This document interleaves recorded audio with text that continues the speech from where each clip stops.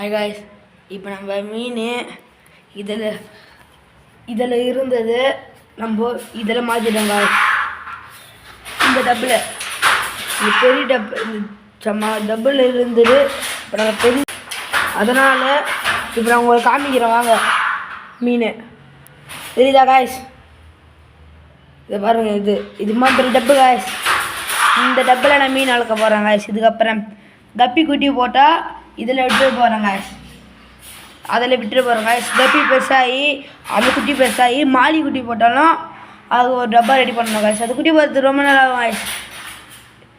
அடுத்த வீடியோவில் பார்க்கலாம் காய்ஸ். பாய். டே 2 காய்ஸ். இது டே 13 வரையும் நீங்கள் தான் காய்ஸ் சப்போர்ட் பண்ணுறீங்க, சப்ஸ்கிரைப் பண்ணுறீங்க.